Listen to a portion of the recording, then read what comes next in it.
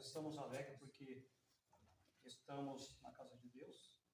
Eu pedi para filmar ali porque vou pregar uma mensagem hoje, irmãos, sobre o tema 4 grandes verdades que todos devem saber. Essa é a mensagem que eu vou colocar no YouTube. Eu vou colocar isso para a internet para as outras pessoas escutarem. Eu quero falar de uma grande verdade. Nós estamos aqui, o Evangelho é uma verdade que Deus deixou para nós.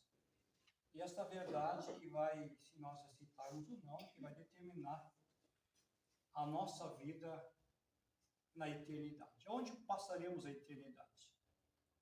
Sabemos que existe uma eternidade. Deus, quando nos criou, Deus nos formou dotado de corpo, de alma e de espírito. E o nosso espírito, nossa alma, ela subsiste após a morte. Aqui, nossa existência aqui na Terra, a Bíblia nos diz que nós somos aqui forasteiros, peregrinos nesta Terra. E para isso eu quero convidar os irmãos para nós lermos um texto do Evangelho de João, capítulo 8. Vamos ficar de pé, meus irmãos. Capítulo 8 do Evangelho de João. E versículo de número 32. Capítulo 8, versículo de número 32. Irmãos, acharam? 8 e versículo 32. Diz-nos assim a palavra de Deus. Eu vou ler uma vez, pois eu quero que todos os irmãos, juntamente comigo, façam uma leitura repetitiva. 8:32. E conhecereis a verdade, e a verdade vos libertará. Vou ler agora mais uma vez. Eu gostaria que os irmãos repetissem comigo. Eu leio e os irmãos repitem. Certo, irmãos? Está no 3. 1, 2, 3. E conhecereis a verdade, e a verdade vos libertará. Mais uma vez. E conhecereis a verdade, e a verdade vos libertará. Amém. Irmãos, pode tomar assento. Então, a Bíblia, ela não contém a palavra de Deus. Assim, é uma coisa contraditória, né? A Bíblia não contém a palavra de Deus. Ela é a palavra de Deus. A Bíblia, de Gênesis ao Apocalipse, ela é a palavra de Deus. A Bíblia é a palavra verbalizada de Deus. Deus deixou para nós a sua palavra. Quando nós vamos numa loja e compramos um eletrodoméstico, nós não sabemos como manusear. Mas a loja, o fabricante, ele coloca um manual de instrução. Então o manual vai nos instruir como nós devemos usar aquele aparelho que nós adquirimos numa loja. E nós somos criaturas de Deus. Deus nos criou. Nós somos formados pelo nosso Deus. E Deus nos deixou o seu manual também. Qual é o manual que Deus deixou para nós? A Bíblia Sagrada. A Bíblia Sagrada é um manual de instrução. A Bíblia Sagrada vai nos instruir como nós devemos viver diante da sociedade, diante de nossos irmãos e diante de Deus. A Bíblia vai nos dar as diretrizes, porque a Bíblia é a palavra de Deus. A Bíblia também vai nos instruir como nós devemos nos comportar aqui na terra, como nós devemos agir aqui na terra, de maneira que nós devemos agradar a Deus, nós devemos agradar o nosso irmão, nós devemos viver uma vida justa, que venha agradar os olhos do Senhor. E o texto que nós fizemos leitura aqui, João 8:32, nos diz: e conhecereis a verdade. Que verdade é essa? É a palavra de Deus. A palavra de Deus vai nos libertar daqueles vícios, daqueles erros, que vai nos tirar da presença de Deus, que nos tira da presença de Deus. Então a palavra de Deus vai nos instruir como nós devemos nos comportar diante de Deus. Então a primeira grande verdade que eu quero trazer para os irmãos aqui, que todos nós devemos saber, é que todos nós somos pecadores diante de Deus. Em Romanos capítulo 3, versículo 23, nos diz que todos pecaram e destituídos estão da glória de Deus. Então todos nós somos pecadores diante de Deus. Nós herdamos uma natureza, e essa natureza nós podemos chamar de natureza pecaminosa. Quando os nossos pais, Adão e Eva, Deus criou eles com livre arbítrio. Eles não tinham conhecimento do pecado, mas eles tinham a liberdade entre optar por pecar ou não. E Deus colocou eles lá no Jardim do Éden, onde eles tinham a perfeita comunhão com Deus. Mas Deus deu para eles o livre-arbítrio. Deus deu apenas um mandamento, que era não comer de uma certa árvore, chamada árvore da ciência do bem e do mal. Deus disse, não comerá dessa árvore, porque o dia que comer, certamente morrerás. Não seria pecado se Deus não dissesse para eles não comer. Mas Deus disse, não comerás. Então, estava ali uma ordenança de Deus para não comer. Mas os irmãos com essa história, eles foram tentados, eles foram induzidos a desobedecer a Deus. Houve um agente externo, Satanás. Satanás é o inimigo de Deus, logo o nosso inimigo também, porque nós fomos criados à imagem e à semelhança de Deus. Então, ele engana, leva nossos irmãos a desobedecer a Deus. Ele disse, é verdade que Deus disse para você não comer essa árvore? Ele disse, é verdade, Deus disse para não comer, que o dia que dela comer, certamente morreremos. E então Satanás agora coloca dúvida na palavra. Ele disse, olha, não é... Deus está mentindo para vocês. Deus não está falando a verdade para vocês.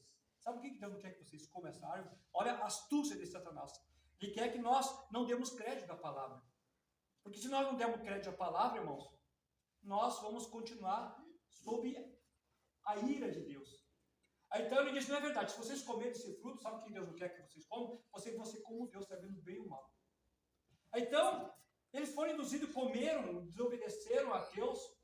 E a Bíblia nos diz em Romanos 5, capítulo 5 de Romanos, versículo de número 12, que pela desobediência de um só homem, entrou o pecado no mundo, e juntamente com o pecado entrou a morte, e a morte passou a todos os homens. Então, a partir daquele momento, a partir daquele pecado ali de Adão, todos os descendentes de Adão, eles herdam uma natureza pecaminosa. Nós não somos pecadores porque pecamos, irmãos. Nós pecamos porque somos pecadores.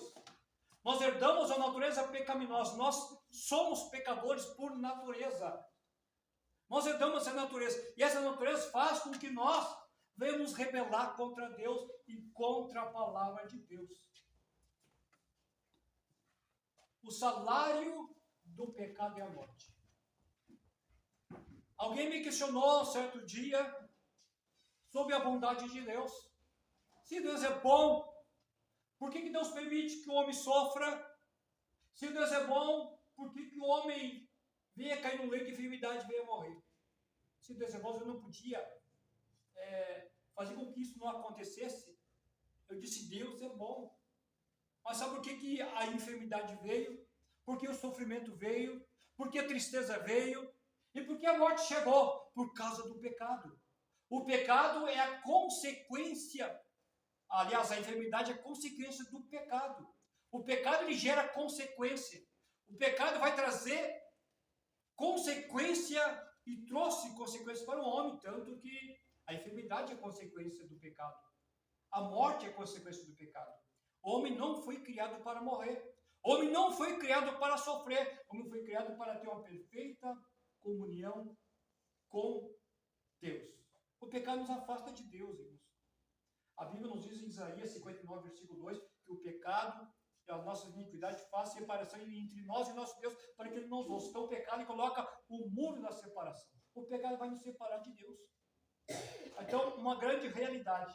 Todos nós somos pecadores. Todos nós herdamos esta natureza pecaminosa. Né?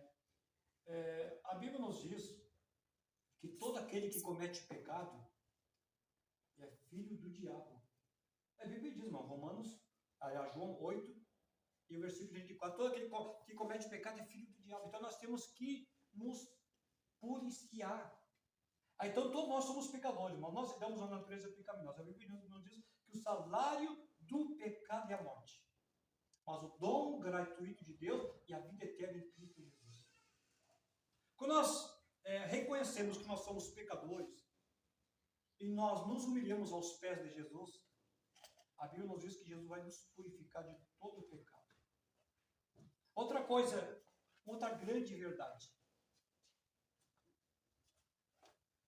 O pecado, irmãos, leva a pessoa ao inferno. E o inferno é real.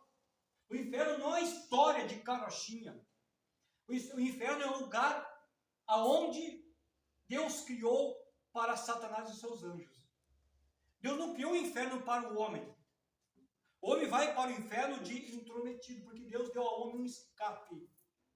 O inferno é um lugar aonde a Bíblia nos diz que ali há choro, ranger de dente. É um lugar aonde Deus destinou para Satanás e seus anjos e para todo aquele que não se arrepender dos seus pecados.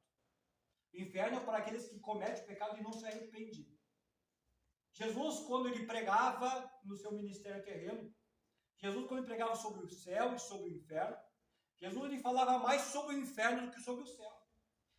Jesus dizia nas suas pregações, olha, se o teu olho direito te escandaliza, é melhor tu arrancar o teu olho direito, lançar para longe de ti e entrar no céu sem um dos teus olhos, do que os teus dois olhos serem lançados no inferno, porque ele há choro, ranger de dente, e o fogo não se apaga. Então, o inferno é uma triste realidade. E Deus não quer que o homem vá para o inferno. Deus não quer que o homem seja lançado no inferno. Na realidade, Deus quer tirar o homem deste lugar. Deus não quer que o homem vá para este lugar. Deus quer que o homem se volte para Deus. Mas a realidade do inferno é uma grande verdade que todas as pessoas deveriam conhecer. Quando Jesus fala sobre a parábola do trigo e do joio, ali Jesus, no final Jesus fala, dizendo que o trigo será cortado e lançado, guardado no celeiro, e o joio será cortado e lançado no fogo. Ali Jesus fala sobre uma metáfora de dois tipos de pessoas. Aqueles que são o trigo, são os crentes fiéis, e o joio são aqueles que vivem uma vida não condizente com a palavra de Deus. E a Bíblia nos diz que, assim como o joio é lançado no fogo, assim todo aquele que causa escândalo à obra de Deus será lançado nas trevas exteriores, ali haverá choro e ranger de dente. E a Bíblia também nos diz assim, e serão lançados no inferno todos aqueles que, todos os povos, todos os ímpios, todos aqueles que desprezam a palavra de Deus. Então, irmãos, o inferno é algo que é real, é uma grande verdade. E nós não podemos deixar de fora que todas as pessoas têm que ter conhecimento desta realidade. Tem uma grande verdade que todas as pessoas têm que saber que o inferno é um lugar terrível. O inferno não foi criado para o homem, foi criado para o diabo e seus anjos.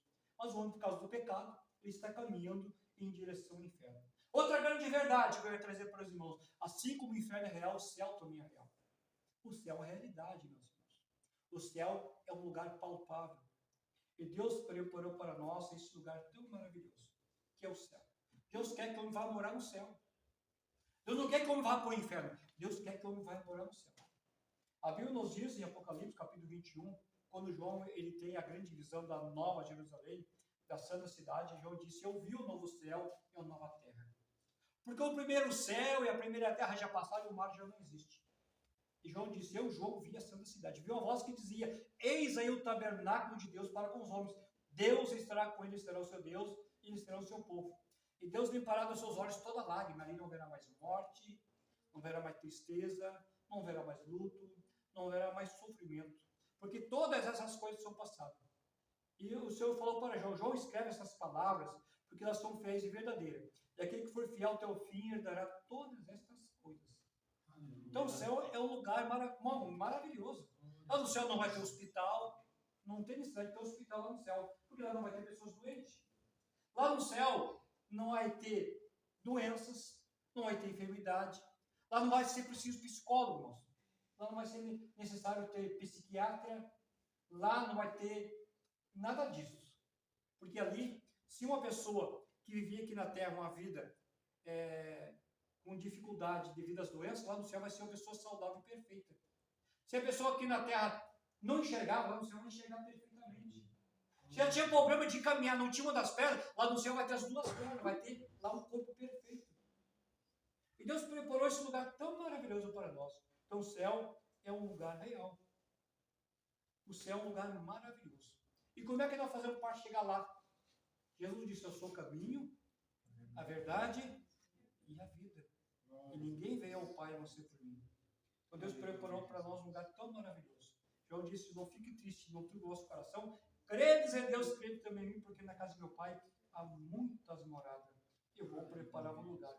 E quando tudo estiver preparado, eu voltarei e vos levarei vós para comigo mesmo, para que onde eu estiver, estejais vós também. Lá no céu não entra pecado, irmãos. Apocalipse capítulo 21, quem acha em versículo 8, capítulo 21 de Apocalipse. Achou o versículo 8? Lê para mim o versículo 8. Mas quanto aos tímidos, aos incrédulos, aos abomináveis, aos homicidas, aos fornicários, aos feiticeiros, aos idólatras e todos os mentirosos, a sua parte será no lago que arde com fogo e enxofre, o que é a segunda morte. Então lá no céu não entra pecado. Lá no céu não entra pecado. Então a grande verdade, o céu é real, o inferno também é real e todos nós somos pecadores. Agora nós estamos diante de um dilema. Como é que nós vamos entrar no céu? É através de Jesus. O texto que eu fiz leitura que diz, e conhecereis a verdade, vos libertar do pecado. A verdade é Jesus. A Bíblia diz que se o Filho vos libertar, verdadeiramente sereis livres. Então Jesus veio para libertar o homem do pecado. Nós vivemos nesta realidade que todos somos pecadores. O inferno é real e o pecado leva o homem para o inferno. E no céu é real e não entra no céu pecado no céu. Mas Jesus agora vem nos trazer para nós uma grande realidade, que é a libertação do pecador. No Evangelho de João 3, em versículo 16, nos diz, porque Deus amou o mundo de tal maneira que Deus o Filho unigênito para que todo aquele que nele crê não pereça, mas tenha a vida eterna. Então Deus veio para trazer para nós uma eternidade, irmãos. Com Deus, nós encontramos a eternidade em Jesus. Então Jesus é o grande libertador do homem pecador. Então o homem agora não tem mais desculpa, eu não sabia. Deus, ele quer que o homem, a Bíblia nos fala, que Deus não quer que ninguém se perca. Deus não quer que ninguém seja lançado no inferno. Deus quer que todos venham ao conhecimento da palavra e ao arrependimento dos seus pecados. E através de Jesus, que nós vamos ter nossos pecados perdoados. É através de Jesus que nós vamos ter a nossa vida transformada. Na segunda epístola aos Coríntios, capítulo 5, versículo 17, nos diz assim, aquele que está em Cristo Jesus é uma nova criatura. As coisas velhas passaram e eis que tudo se fez novo. Quando nós reconhecemos o quanto nós somos pecadores, mas nós recorremos a Jesus. Jesus vai nos purificar de todo o pecado. Romanos 8, capítulo 8 aos Romanos, versículo 1 nos diz, nenhuma condenação há para aqueles que estão em Cristo Jesus, que não andam mais segundo a carne, mas segundo o Espírito. Então, através de Jesus, nós vamos ter nossos pecados perdoados. Jesus vai nos purificar de todo o pecado. Na primeira epístola de João, capítulo 1, versículo 7, nos diz assim, mas se nós andarmos na luz, como Ele, o Senhor, na luz está, nós temos comunhão uns com os outros, e o sangue de Jesus, o seu Filho, nos purifica de todo o pecado. Então, através de Jesus, nós vamos ser justificados. Porque quando nós abrimos o coração para Jesus, nós reconhecemos a quanto nós somos dependentes de Jesus. Nós entregamos a nossa vida para Jesus. Jesus vai entrar no nosso coração. Jesus vai limpar o nosso coração. E vai acontecer 3 processos na nossa vida: justificação, regeneração e santificação. Primeiramente, nós somos justificados. Nós estamos na qualidade de pecadores. Agora Jesus vai nos perdoar. Jesus vai nos purificar e nos justificar. E quando nós somos justificados por Deus, irmãos. Nossa vida se torna justa. Não importa o quanto nós fizemos daqui para trás, nossos pecados não são apagados. E nós nos tornamos justos diante de Deus. A Bíblia diz: ide por todo mundo e pregai o evangelho a toda criatura. Quem crê no evangelho será salvo. Mas quem não crê será condenado. Então o evangelho vai nos trazer essas 4 grandes verdades. Através do evangelho nós vamos ser salvos, porque nós vamos reconhecer o quanto nós somos pecadores, e o quanto nós precisamos de Jesus, e o quanto nós precisamos aceitar Jesus como Senhor e Salvador em nossas vidas. Porque há 2 caminhos. Jesus disse: entrai pela porta estreita, porque larga a porta que leva à condenação, e muitos estão indo por ele, porque o pecado ele leva a pessoa a entrar pela porta larga. Mas quando nós olhamos para Jesus, nós entramos pela porta estreita, e Jesus Cristo, o grande Salvador. Não há salvação a não ser Jesus. Somente Jesus Cristo pode salvar o pecador. Romanos capítulo 4, versículo 12 nos diz assim: nenhum outro há salvação. Nenhum nome é dado entre os homens pela qual devemos ser salvos. Nem no céu, né, debaixo da terra, a não ser através de Jesus. Somente através de Jesus que o homem pode encontrar a salvação. Deus não aceita, irmãos, nenhuma outra forma de homem se salvar a não ser através de Jesus. Deus só aceita a justificação do homem através do sacrifício de Jesus. Em Efésios, capítulo 2, versículo de número 8, nos diz assim: e pela graça sois salvos, mediante a fé. Isso não vem de vós, é dom de Deus, não vem das obras, para que ninguém se glorie. Então nós temos, diante de Deus, agora a graça manifesta em nossas vidas. Deus manifesta através de Jesus Cristo a graça. A bendita graça de Deus. Que é graça? Graça é um dom não merecido. Algo que nós não merecemos, mas Deus nos dá através da sua misericórdia. O que é misericórdia, irmãos? Quando nós reconhecemos quanto nós somos pecadores, Deus vai manifestar primeiramente sobre nós as suas misericórdias. Depois Deus manifesta a graça. O que é misericórdia? Misericórdia, irmãos, Deus não vai nos dar aquilo que nós merecemos. Nós somos pecadores, mas no momento que entregamos a vida para Jesus, nós nos tornamos pecadores arrependidos. Nós não vivemos mais na prática do pecado. Nós rejeitamos agora as obras da carne e vivemos agora nas obras da luz. Nós vivemos agora segundo a Bíblia vai nos orientar. Segundo a Bíblia vai nos ordenar como nós devemos andar diante de Deus. Então nós vamos agora ser alcançados pelas misericórdias de Deus. As misericórdias de Deus vão se manifestar em nossas vidas e nós agora vamos ser alvo da graça de Deus. O que Deus manifesta através da graça? Deus vai nos dar aquilo que nós não merecemos. Nós não merecemos ir para o céu. Nós não merecemos, porque nós somos pecadores. Mas Deus, através de Cristo, vai manifestar sobre nós a graça, a sua bendita graça. E Deus agora vai nos dar agora o direito de nós morarmos no céu.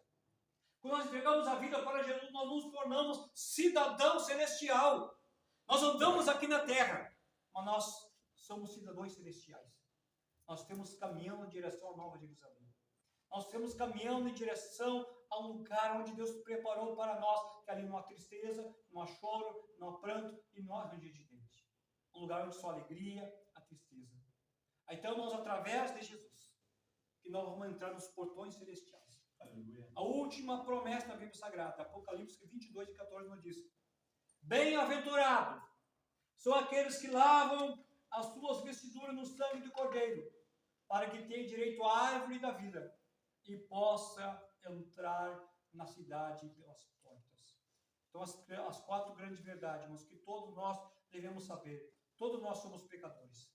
Todos nós nascemos sobre uma natureza chamada natureza pecaminosa. Mas, através de Jesus Cristo, nós somos libertos do pecado. O pecado leva a alma ao inferno, mas através de Jesus, Ele nos livra desse lugar de sofrimento e prepara para nós um lugar maravilhoso que é o céu, a Nova Jerusalém. E Jesus Cristo é o grande libertador. Se nós reconhecemos o quanto nós somos pecadores e o quanto nós precisamos de Jesus, nós vamos morar no céu. A nossa existência aqui na terra, ela é curta, irmãos. Ela é apenas aqui uma passagem. Essa semana eu fiz 2 cultos fúnebres. Eu fiz 2 cultos de 2 pessoas uma inclusive era aqui da Vargas, lá do Shell, nessa semana. Eu fiz 2 cerimônias fúnebres. É onde nós podemos presenciar a realidade da morte. A morte é uma grande realidade que ninguém escapa dela, a não ser com Jesus. Jesus diz assim: aquele que crê em mim, não morrerás, passarás da morte para a vida. Então, quem tem Jesus no coração, entrega a vida para Jesus, não vai experimentar a morte. A morte para o crente vai ser apenas um veículo que vai nos levar para perto de Deus. Então, irmãos, não vale a pena. Nós vivemos aqui na terra, segundo os prazeres da carne. Nós vamos agradar a Deus. Vamos viver uma vida justa diante de Deus. Vamos colocar a nossa vida diante do Senhor. E vamos fazer uma entrega para Deus. Senhor, eu preciso de Ti. Eu preciso que Tu me orientes, Senhor, a fazer conforme a Tua palavra. Que Tu me ajude. O primeiro passo, qual é o primeiro passo? Reconhecer que precisa de Deus. Reconhecer que precisa de Jesus. E fazer uma entrega para Jesus. Abrir o coração para Jesus. Eu convido os irmãos para ficarmos de pé. Eu convido os irmãos para nós entregarmos a nossa vida para Jesus. E para isso, irmãos, eu convido os irmãos para fazer uma oração. Eu quero orar com os irmãos. E essa oração vai ser uma oração repetitiva. Eu quero orar, eu quero que os irmãos repitam comigo. E as palavras que eu orar, eu quero que os irmãos repitam comigo. E irmãos, falem como se fossem as suas palavras. Eu quero ajudar os irmãos a orar. Amém, irmãos? Eu oro, os irmãos repetem, certo? Oramos. Senhor Jesus, eu te aceito como meu Deus e meu Senhor. Eu reconheço, Jesus, que eu sou um pecador, mas eu clamo a Ti pelas Tuas misericórdias. Jesus, perdoa os meus pecados, escreva o meu nome no livro da vida. Senhor Jesus, eu abro o meu coração para Ti. Entra nele, Jesus, e faça morada. Jesus, limpa o meu coração. Senhor Jesus, eu te aceito como meu Deus, meu Senhor e meu Salvador. Me ajuda, Jesus, a andar no caminho